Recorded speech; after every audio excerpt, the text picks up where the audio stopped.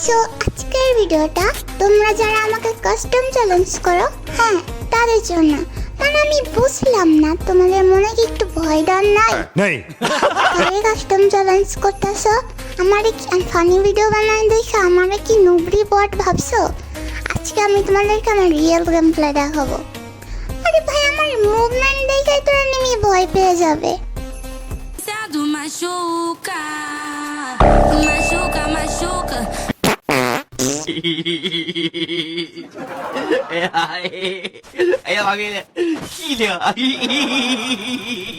আরে নেটপিন খারাপ ছিল তাই আর কি।